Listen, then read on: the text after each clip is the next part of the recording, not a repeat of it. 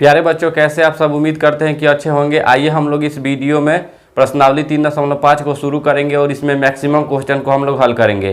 प्यारे बच्चों, इसके पहले वाले वीडियो में हम लोग प्रश्नावली 3.4 का जितना भी प्रश्न था उसको हम लोग हल किए थे। तो प्यारे बच्चों, आइए इस वीडियो को हम लोग शुरू करते हैं। उम्मीद करते हैं कि आप लोग अपना पढ़ाई बेहतर तरीके से करते होंगे, क्योंकि बोर्ड एग्जाम बहुत ही करीब है। यहाँ से देखिएगा, क्वेश्चन दे रखा है प्रश्नावली 3.5 का क्वेश्चन नंबर 1 क्या दे रखा है।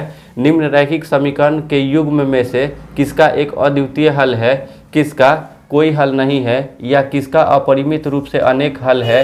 अद्वितीय हल की स्थिति में उसे वज्र गुणन विधि से ज्ञात करना है। यानी इसके कहने का मतलब ये है कि सबसे पहले हमें कंडीशन मालूम ये होना चाहिए, a1/a2 is not equal to b1/b2 अगर होता है तो उसका क्या होता है, अद्वितीय हल होता है।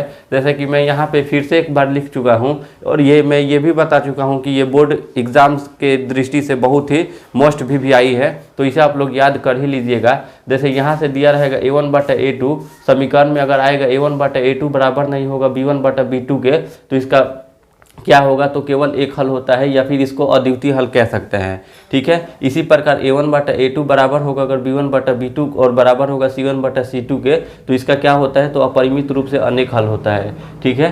अच्छा प्यारे बच्चों, अब बात आए यहाँ पे कि अद्वितीय अगर मान लीजिए अगर कोई समीकरण को अगर हम इस समीकरण को अगर हल किए, अगर अद्वितीय हल आ गया, तो अद्वितीय हल जैसे ही आएगा उसे कौन से विधि से हल करना है, तो वज्र गुणन विधि से हमें क्या करना है, हल करना है। तो वज्र गुणन विधि का जो फार्मूला होता है वो ये होता है, x/b1c2 - b2c1 बराबर y/c1a2 - c2a1 बराबर 1/a1b2 - a2b1। यानी कहने का मतलब इसको आप लोग 1 से 2 बार पढ़ के उसके बाद 1 से 2 बार लिख लीजिएगा, तो ये क्या हो जाएगा, माइंड में लॉन्ग टाइम मेमोरी में आपके फिट हो जाएगा। ठीक है। तो आइए इस वीडियो में हम क्वेश्चन को हल करेंगे। यानी कहने का मतलब ये है कि जब भी अद्वितीय हल होगा तभी इस वाले फार्मूला का यूज करके, यानी वज्र गुणन विधि का यूज करके हमें बनाना है, वरना वहीं पे क्वेश्चन को छोड़ देना है। सबसे पहले हम यहाँ पे क्या लिखेंगे, तो सबसे पहले हम हल लिखेंगे। हल लिखने के बाद क्या करेंगे, जो भी दिया है रैखिक समीकरण उसे हम लिखेंगे। तो क्या लिखेंगे, तो प्यारे बच्चों तो लिखेंगे दिया है। ठीक है, जो भी दे रखा है यहाँ पे हम लिखते हैं, ये मार्कर नहीं चल रहा, दूसरे मार्कर से लिखते हैं। दिया है जो भी समीकरण दे रखा है उसको यहाँ पे लिखेंगे, तो कितना है, x - 3y - 3 और बराबर में कितना है, 0 है। इसका नाम प्यारे बच्चों हम क्या दे देते हैं, समीकरण नंबर 1 का नाम दे देते हैं। जो दूसरे नंबर पे लिखा है तो क्या लिखा है, 3x है और माइनस का 9y है और माइनस में 2 है और बराबर में कितना है, 0 है।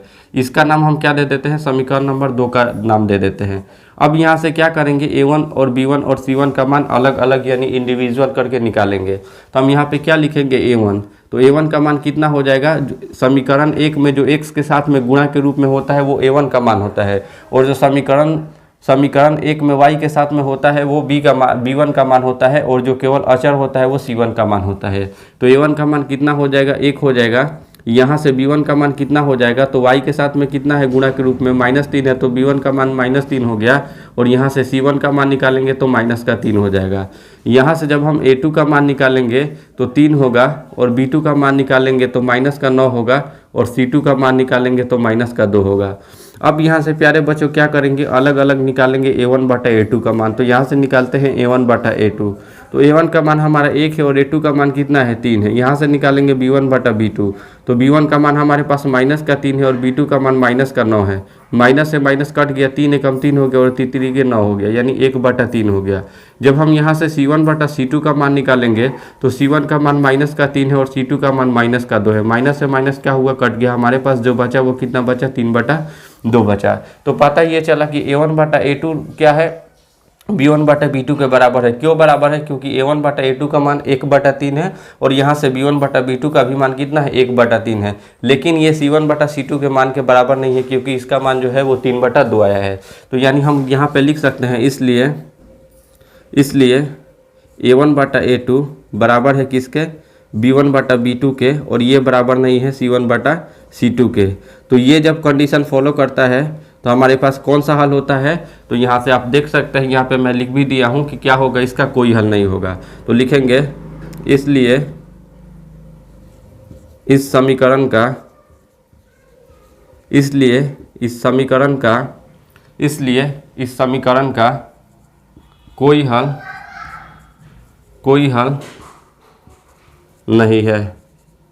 कोई हल नहीं है, और यहीं पे हम इसको क्या कर देंगे, छोड़ देंगे। क्यों छोड़ देंगे, क्योंकि ये तो बोला है अद्वितीय अगर हल आएगा उसके बाद हमें क्या करना है, वज्र गुणन विधि से इसको हल करना है। ठीक है, अब आइए नेक्स्ट क्वेश्चन को हल करेंगे। नेक्स्ट क्वेश्चन कहने का मतलब कितना नंबर प्यारे बच्चों क्वेश्चन, तो क्वेश्चन नंबर 2 को यहाँ पे हम क्या करेंगे, हल करेंगे। 2 नंबर लिख देंगे। 2 नंबर लिखने के बाद हम क्या लिखेंगे, हल लिखेंगे। हल लिखने के बाद जो भी दिया गया रैखिक समीकरण है हम यहाँ पे लिखेंगे। तो लैंग्वेज में लिखेंगे दिया गया रैखिक समीकरण या फिर दिया है, क्या दे रखा है यहाँ पे लिखेंगे। तो दे रखा है 2x और प्लस में y और बराबर में कितना है, 5 है। इस वाले 5 को बराबर के इधर लाएंगे तो क्या हो जाएगा, यानी 2x हो जाएगा और प्लस में y है तो y, और ये प्लस का 5 है बराबर के इधर आएगा तो माइनस का 5 हो जाएगा और बराबर में 0 हो जाएगा। इसका नाम हम समीकरण नंबर 1 का नाम दे देते हैं। अब जो दूसरे नंबर पे दे रखा है इसको हम यहाँ पे लिखते हैं। तो क्या दे रखा है, 3x है और प्लस में 2y है और बराबर में कितना है, 8 है। तो यहाँ पे हम कितना लिखेंगे, 3x लिखेंगे और प्लस में 2y लिखेंगे। ये प्लस का 8 है बराबर की इधर आएगा तो माइनस का 8 हो जाएगा और बराबर में कितना बच जाएगा, 0। इसका नाम हम क्या दे देते हैं, समीकरण नंबर 2 का नाम दे दिए।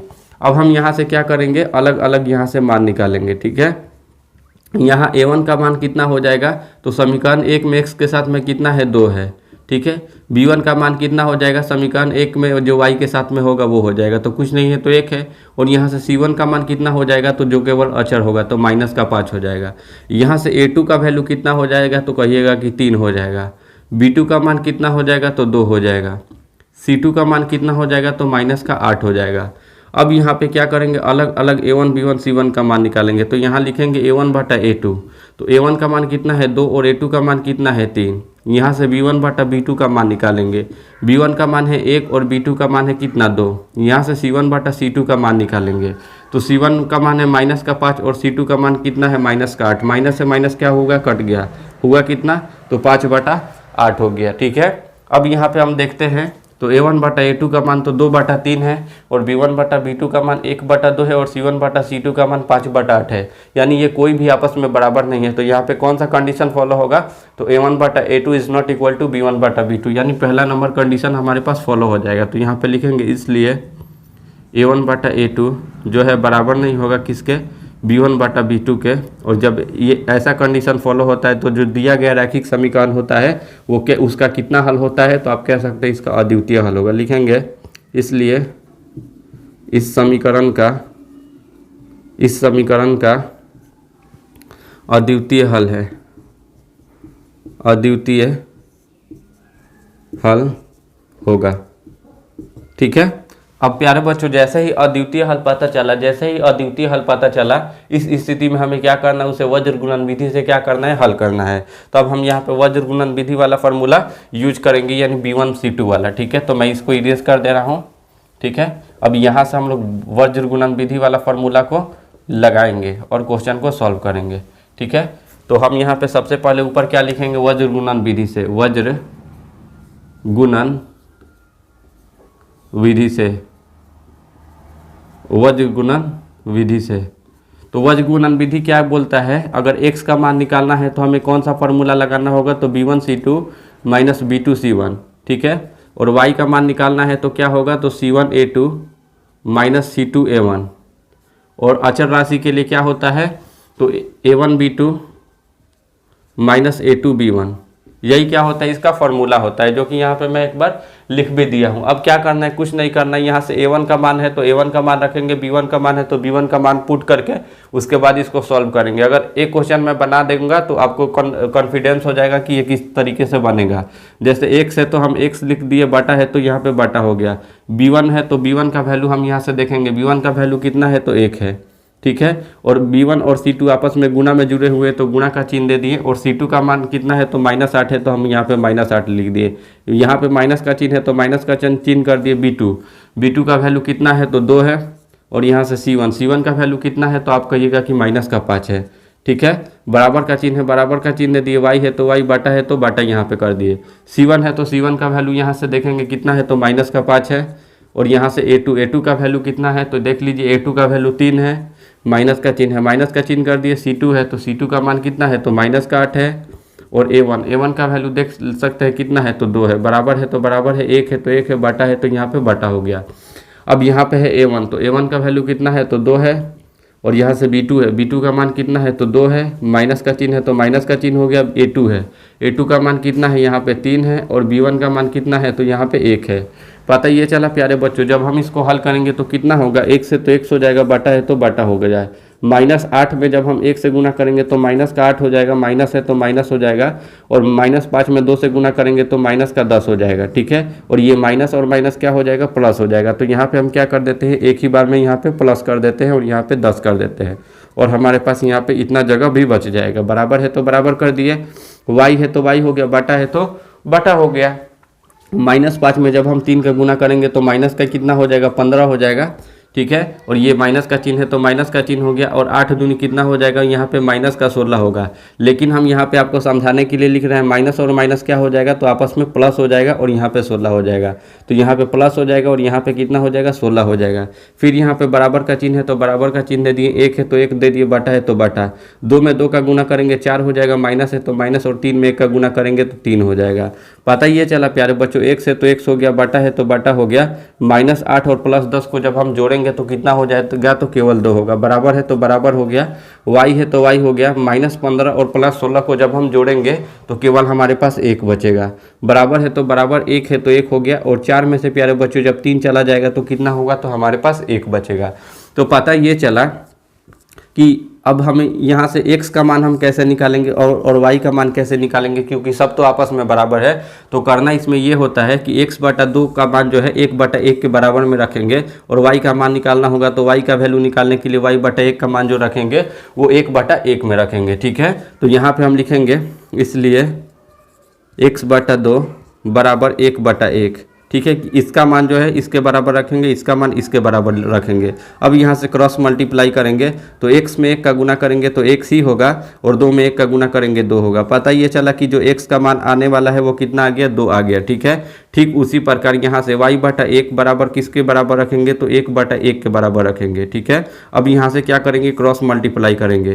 तो क्रॉस मल्टीप्लाई करेंगे तो y में 1 का गुना करेंगे तो y होगा, और 1 में 1 का गुना करेंगे तो कितना हो जाएगा, तो 1 हो जाएगा। y में 1 का गुना करेंगे y हुआ, और 1 में 1 का गुना किए 1 हुआ। तो पता ये चला कि जो y का मान आया वो कितना आ गया, तो 1 आ गया, और x का मान कितना आया, तो यहाँ से 2 आ गया, ठीक है।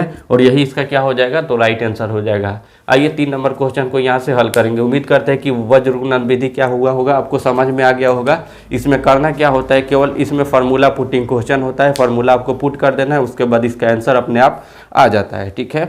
आइए अगले क्वेश्चन को हम लोग यहाँ से हल करेंगे। अगला क्वेश्चन जो है वो क्वेश्चन नंबर 3 है, ठीक है। तब तक कि मैं इस पूरे को क्या करता हूँ, इरेज करता हूँ, आप इसका स्क्रीनशॉट ले लीजिएगा। क्वेश्चन नंबर 3 जो है वो भी बिल्कुल सिंपल सा है, जब बनाएंगे तो पता चल जाएगा कि इसका अद्वितीय हल होगा कि कितना हल होगा। उसके बाद हम उसको भी आसानी तरीके से सॉल्व करेंगे लोग। तो सबसे पहले तो क्या करेंगे, हम 3 नंबर क्वेश्चन को सॉल्व कर रहे हैं तो यहाँ पे लिखेंगे 3 नंबर, और 3 नंबर लिखने के बाद क्या लिखेंगे प्यारे बच्चों, हल लिखेंगे, ठीक है। हल लिखने के बाद जो भी दिया गया रैखिक समीकरण है यहाँ पे लिखेंगे। तो यहाँ पे क्या लिखेंगे, लैंग्वेज में दिया है, क्या दे रखा है क्वेश्चन नंबर 3 में, तो यहाँ पे लिख रहे हैं 3x है और माइनस का 5y है, और बराबर में कितना है, 20 है। तो इसको क्या करेंगे, ये बराबर के उधर 20 है, इसको बराबर के इस साइड लाएंगे, यानी इसका पक्षांतर करेंगे। तो यहाँ पे 3x हो जाएगा और माइनस का 5y हो जाएगा, ये प्लस का 20 है, बराबर के इधर आएगा तो ये माइनस का 20 हो जाएगा, और बराबर में कितना हो जाएगा, 0 हो जाएगा, ठीक है। बराबर में हो जाएगा 0, और इसका हम नाम दे देते हैं समीकरण नंबर 1 का। जो दूसरे नंबर पे दे रखा है इसको हम यहाँ पे लिखेंगे, तो कितना दे रखा है, 6x है और माइनस का 10 है, और बराबर में कितना है, 40 है। तो हम कुछ इसको इस प्रकार लिख सकते हैं 6x, और यहाँ से देख लीजिए आप यहाँ पे कॉमन ही ले लीजिए, 6 और 10 में कॉमन क्या है, तो 2 कॉमन है। तो 2 को कॉमन करेंगे तो अंदर क्या हो जाएगा, तो 3x हो जाएगा, और माइनस का 5 हो जाएगा, और बराबर में 40 हो जाएगा। 2 से ये क्या हो जाएगा, कट जाएगा, कितना बार में, 20 बार में। यानी कहने का मतलब 3x माइनस 5 बराबर कितना हो गया, 20। और यहाँ पे हम कुछ इसको इस प्रकार लिख सकते हैं 3x माइनस 5, और ये प्लस का 20 है, बराबर के इधर आएगा तो ये माइनस का 20 हो जाएगा, और बराबर में 0। इसका नाम हम समीकरण नंबर 2 का दे देते हैं। यहाँ से आपको थोड़ा समझ में नहीं आया होगा, मैं एक बार यहाँ से फिर से बता देना चाहता हूँ।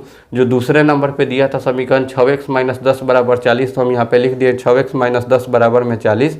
यहाँ से इन दोनों में क्या कॉमन दिखाई दे रहा है, 2। यानी कहने का मतलब 2 से अगर भाग देंगे तो ये दोनों नंबर क्या हो जाएंगे, कट जाएंगे। तो 2 को कॉमन लिए तो 2 में में जब हम 6x से भाग करेंगे तो 2 तिहाई कितना होता है 6, तो यहाँ पे 3 हो गया, माइनस का चिन्ह है तो माइनस का चिन्ह हो गया। 2 में जब हम 10 से भाग करेंगे तो कितना हो जाएगा, 2 पचे 10 हो जाएगा, बराबर है तो बराबर हो गया, 40 था तो 40 हो गया। अब यहाँ से क्या करेंगे, ये 2 जो है 3x - 5 के साथ में गुना में है, बराबर की इधर आता तो यानी भाग में जाता, भाग कहने का मतलब 40 के नीचे जाता, तो इस वजह से हम यहाँ से इसको हम डायरेक्ट काट दिए हैं और आप यहाँ से डायरेक्ट काट सकते हैं, ठीक है, ये प्रोसेस होता है, ठीक है। तो यहाँ से 2 से काटे तो 2 से काटेंगे 40 को तो 20 बार में कट जाएगा, तो हमारे पास कितना बचा, 3x - 5 बचा, बराबर में कितना बच गया, 20 बच गया। यहाँ से 3x - 5 और ये प्लस यानी ये बराबर की इधर है 20, तो इसका पक्षांतर किए तो बराबर की इधर आया तो ये माइनस का 20 हो गया और बराबर में 0 हुआ। इसका नाम हम क्या दे दिए, समीकरण नंबर 2 का नाम दे दिए। अब यहाँ से क्या करेंगे, अलग अलग इसका मान निकालेंगे, लिखेंगे यहाँ a1 का मान निकालेंगे पहले। तो समीकरण 1 में x के साथ में कितना है, 3 है, तो a1 का मान 3 हो गया। b1 का मान निकालेंगे तो माइनस का 5 हो गया और c1 का मान यहाँ से निकालेंगे तो ये माइनस का 20 हो गया। यहाँ से a2 का जब हम वैल्यू निकालेंगे तो a2 का मान कितना हो जाएगा, तो 3 हो जाएगा। b2 का मान कितना हो जाएगा, तो यानी आप कह सकते हैं माइनस का 5 हो जाएगा। और यहाँ से c2 का मान कितना हो जाएगा, यहाँ पे क्या है प्यारे बच्चों, यानी आप कह सकते हैं 6x है और ये माइनस का 10y होगा यहाँ पे, तो ये आप यहाँ पे लिख सकते हैं, यहाँ पे भी मिस है और इन सभी में क्या है, मिसअंडरस्टैंडिंग से यहाँ पे लिखा गया है।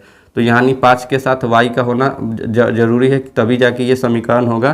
तो यानी b2 का जो समीकरण 2 में जो y के साथ में होगा वो b2 का मान होगा, तो b2 का मान -5 हो गया और c2 का मान कितना हो जाएगा, यहाँ से माइनस का 20 हो गया, ठीक है। अब यहाँ से क्या करेंगे, अलग अलग इसका मान निकालते हैं, ठीक है। यहाँ से हम लोग अलग अलग मान निकालेंगे, लिखेंगे अब उसके बाद अलग अलग मान निकालेंगे। a1 बटा a2 का मान निकालेंगे, तो a1 का मान 3 है और a2 का भी मान 3 है, तो 3 बटा 3 हो जाएगा। तो इसको काटेंगे तो 3 हो गया, 1 3 एकम 3 3 एकम 3 यानी इसका वैल्यू 1 हो गया। यहाँ से b1 बटा b2 का मान निकालेंगे, तो b1 का वैल्यू कितना है, -5 है और इसका भी मान माइनस का 5 है, माइनस से माइनस कट गया और 5 एकम कितना हो गया, 5 हो गया। अब यहाँ से c1 बटा c2 का मान निकालेंगे, तो c1 का मान कितना हो गया, माइनस का 20 हो गया और c2 का भी मान कितना हो गया, -20, माइनस माइनस कट गया, 20 से 20 कट गया एक बार में, ठीक है। तो पता ये चला कि a1 बटा a2 का भी मान एक ही आया, b1 बटा b2 का भी मान एक आया और c1 बटा c2 का भी मान एक ही आया। तो हम यहाँ पे लिख सकते हैं, इसलिए a1 बटा a2 बराबर होगा किसके, b1 बटा b2 के, और ये भी बराबर होगा किसके, c1 बटा c2 के। और जैसे ही ये वाला कंडीशन फॉलो करेगा तो आप क्या कह सकते हैं, तो आप यहाँ से कह सकते हैं अपरिमित रूप से अनेक हल। तो यहाँ पे लिख सकते हैं, इसलिए दिया गया रैखिक समीकरण का, इसलिए दिया गया रैखिक समीकरण का अपरिमित रूप से अनेक हल होगा, अपरिमित रूप से अनेक हल होगा, अपरिमित रूप से अनेक हल होगा, अपरिमित रूप से अनेक हल होगा, ठीक है। तो जैसे ही पता ये चला कि जो दिया गया रैखिक समीकरण है इसका अपरिमित रूप से अनेक हल होगा, तो यहीं पे हम क्वेश्चन को छोड़ देंगे। लेकिन अगर इसका अद्वितीय हल आता है तो हम क्या करते हैं, इसको कौन से विधि से हल करते, तो वज्र गुणन विधि से इसको हल करते हैं, ठीक है। तो ये रहा हमारा टोटल एक्सप्लेनेशन क्वेश्चन नंबर 3 का। आइए क्वेश्चन नंबर 4 को यहाँ से हल करेंगे, ठीक है। यहाँ से इसको मैं इरेज करता हूँ और क्वेश्चन नंबर 4 को यहाँ से हम लोग हल करेंगे, ठीक है। इसका आप लोग स्क्रीनशॉट ले सकते हैं। क्वेश्चन नंबर 4 भी बिल्कुल सिंपल सा ही होगा क्वेश्चन नंबर 4 देखिएगा।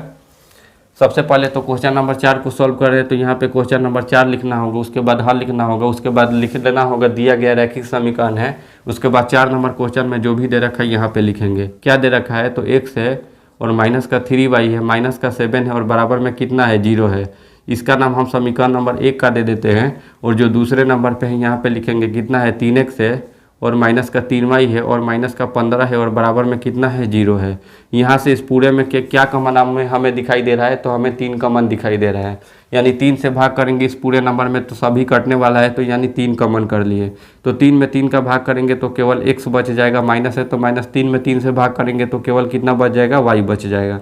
माइनस है तो -3 में जब हम 15 से भाग करेंगे तो 3 × 5 = 15 हो जाएगा, बराबर में 0 है तो 0 हो जाएगा। यहाँ से देखिएगा x - y - 5 के साथ में 3 जो है वो गुना में है।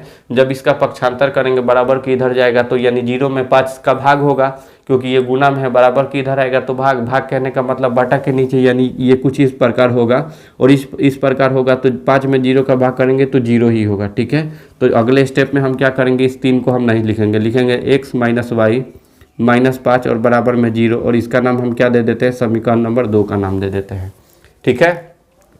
अब यहाँ से क्या करेंगे, अलग अलग इसका मान निकालेंगे, ठीक है। लिखेंगे यहाँ पे a1 का मान कितना हो जाएगा, तो a1 का मान 1 हो जाएगा। b1 का मान कितना हो जाएगा, तो कहिएगा माइनस का 3 हो जाएगा। c1 का मान कितना हो जाएगा, तो माइनस का 7 हो जाएगा। यहाँ से a2 का मान कितना होगा, तो a2 का मान 1 हो जाएगा। b2 का मान कितना होगा, तो माइनस का 1 हो जाएगा। और c2 का मान कितना होगा, तो माइनस का 5 हो जाएगा।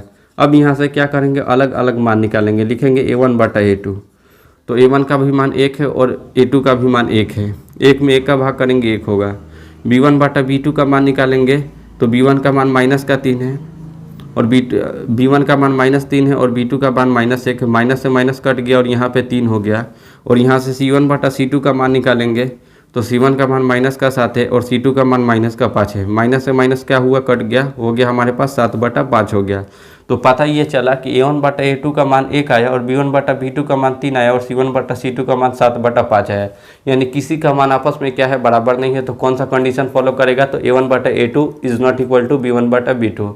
यानी हम यहाँ पे कह सकते हैं, इसलिए a1 बटा a2 जो है वो बराबर नहीं होगा किसके, b1 बटा b2 के। और जब ये वाला कंडीशन फॉलो करता है तो जो हमारा होता है वो समीकरण वो क्या कैसा होता है, तो आप कह सकते हैं इस समीकरण का अद्वितीय हल होगा, अद्वितीय हल होगा। तो जैसे ही अद्वितीय हल होता है तो हमें क्या करना है, उससे वज्र गुणन विधि से हल करना है। तो यहाँ पे हम क्या लिखेंगे, वज्र गुणन विधि से, वज्र गुणन विधि से। तो वज्र गुणन विधि क्या कहता है, तो वज्र गुणन विधि कहता है कि x बटा b1 c2 minus b2 c1 बराबर y बटा c1 a2 minus c2 a1। और अचर पद के लिए a1 b2 minus a2 b1। यही होता है, इसका क्या होता है, ये पूरा फार्मूला होता है। आप इसको 1 से 2 बार लिखिएगा और 1 से 2 बार पढ़ लीजिएगा, तो ये क्या होगा आपके लॉन्ग टाइम मेमोरी में, यानी ये सेट हो जाएगा। उसके बाद आपको बार बार याद करने का ज़रूरत नहीं होगा। तो यानी ये 1 से तो हम क्या कर देंगे, x कर देंगे, और बटा है तो बटा कर दिए। b1 है तो b1 का वैल्यू यहाँ से हम देख लेंगे, b1 का मान कितना है। तो आप कह सकते हैं यहाँ से b1 का जो मान है वो कितना है, माइनस का 3 है। और ये c2 आपस में गुना में जुड़े हुए हैं दोनों नंबर, तो c2 का वैल्यू देखेंगे तो कितना है, तो माइनस का 5 है। और ये वाला माइनस है तो माइनस दे दिए। अब यहाँ से b2 का वैल्यू देखेंगे, b2 का मान भी कितना है, तो माइनस का 1 है।